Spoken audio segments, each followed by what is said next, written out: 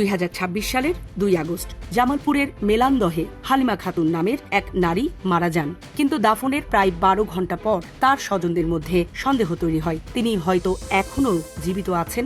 শেষ পর্যন্ত কবর খুঁড়ে তার মরদেহ বের করে হাসপাতালে নেওয়া হয়। চিকিৎসকদের পরীক্ষায় অবশ্য জীবিত থাকার কোনো প্রমাণ পাওয়া যায়নি, অর্থাৎ কবরের ভেতর জীবিত ছিলেন এমন ধারণা সত্যি হয়নি। কিন্তু কেন এমন সন্দেহ তৈরি হলো, এই প্রশ্নের উত্তর খুঁজতে গেলে আমাদের যেতে হবে মানুষের মনোজগতের খুব গভীরে। Premium commercial space is now for rent.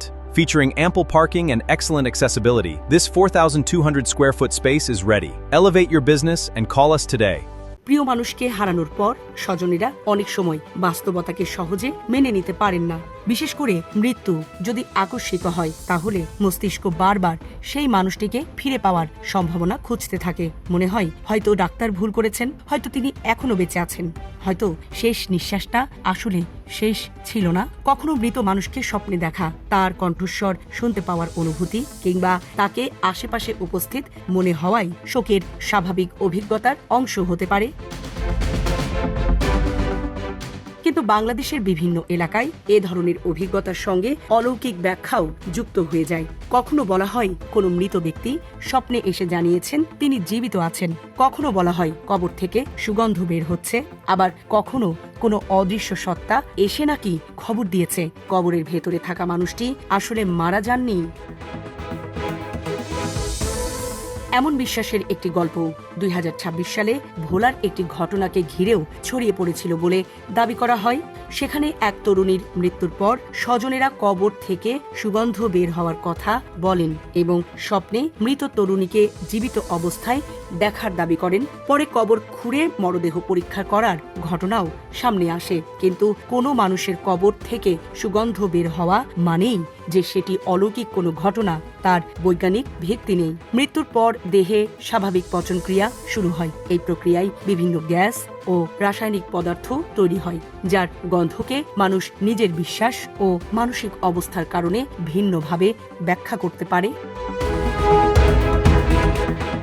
মৃত্যুর পর দেহের কি হয় সেটিও এখানে গুরুত্বপূর্ণ। একজন মানুষ মারা যাওয়ার পর তার শরীরে ধীরে ধীরে পচন শুরু হয়। ব্যাকটেরিয়া ও অন্যান্য অণুজীব দেহের টিস্যু ভাঙতে থাকে, বিভিন্ন ধরনের গ্যাস তৈরি হয়, দেহ ফুলে যেতে পারে, ত্বকের রং বদলে যেতে পারে এবং সময়ের সঙ্গে সঙ্গে শরীরের স্বাভাবিক গঠনও নষ্ট হতে থাকে। তাই কবর থেকে কোনো গন্ধ পাওয়া কিংবা কবরের মাটিতে পরিবর্তন দেখা গেলেই সেটিকে জীবিত থাকার প্রমাণ বলা যায় না। তবে ইতিহাসে এমন একটি গল্প রয়েছে যা শত শত বছর ধরে মানুষের কল্পনাকে নাড়া দিয়েছে। গল্পটি আয়ারল্যান্ডের মার্জরি ম্যাককলকে ঘিরে। প্রচলিত কাহিনী অনুযায়ী 18 শতকে মার্জরি ম্যাককল অসুস্থ হয়ে মারা যান বলে ধরে নেওয়া হয়েছিল। তাকে কবর দেওয়া হয়। মৃত্যুর সময় তার হাতে থাকা একটি মূল্যবান আংটি পরে কবরচোরদের নজরে পড়ে। তারা রাতে কবর খুঁড়ে আংটিটি খুলতে যায়, কিন্তু আংটি আঙুল থেকে বের না হওয়ায় তারা আঙুল কেটে নেওয়ার চেষ্টা করে। আর তখনই নাকি ঘটে অবিশ্বাস্য ঘটনা। আঘাতের ফলে মার্জরি জেগে ওঠেন। তিনি কফিন থেকে বের হয়ে নিজের বাড়িতে ফিরে যান।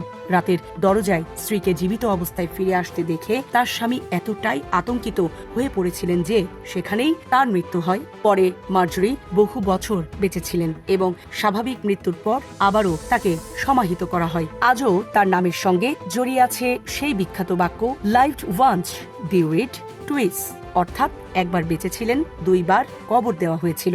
জীবন অবাক না করলে কে করবে? 28% মিল্ক ফ্যাটের অবাক করার সাথে ফ্রেশ মিল্ক পাউডার। জীবন অবাক করুক প্রতিদিন। কিন্তু এই গল্পকে ইতিহাসের অকট্য সত্য হিসাবে দেখার সুযোগ নেই। মার্জরি ম্যাককলের কাহিনী বহু বছর ধরে স্থানীয় লোকগল্প হিসাবে প্রচলিত। তার সমাধি ও গল্প নিয়ে নানা দাবি থাকলেও ঘটনাটির প্রতিটি অংশ স্বাধীনভাবে প্রমাণিত নয়। তাই এটি ইতিহাসের রহস্যময় লোককথা হিসাবে আকর্ষণীয় হলেও বৈজ্ঞানিকভাবে প্রমাণিত ঘটনা নয়। তবুও এমন গল্পের জন্ম কেন হয়েছিল? কারণ একসময় চিকিৎসা বিজ্ঞান আজকের মতো উন্নত ছিল না। মানুষের হৃদযন্ত্র বন্ধ হয়ে গেলে বা শ্বাস প্রশ্বাস খুব ধীর হয়ে গেলে তাকে মৃত বলে ধরে নেওয়াই ঝুঁকি ছিল। শরীরের তাপমাত্রা কমে গেলে, গভীর অচেতনতা তৈরি হলে কিংবা কিছু বিশেষ রোগে আক্রান্ত হলে একজন মানুষকে মৃত মনে হতে পারত। আধুনিক চিকিৎসা ব্যবস্থার মৃত্যুর নির্ণয় অনেক বেশি নির্ভুল হলেও ইতিহাস ইতিহাসের সেই সময়গুলোতে মানুষের ভয় ছিল বাস্তব, আর সেই ভয় থেকেই তৈরি হয় একটি বিশেষ আতঙ্ক, টেফাফোবিয়া, সহজ ভাষায় জীবন্ত অবস্থায় কবরস্থ হয়ে যাওয়ার ভয়। সামরিনা প্রীতি, ঢাকা এক্সপ্রেস।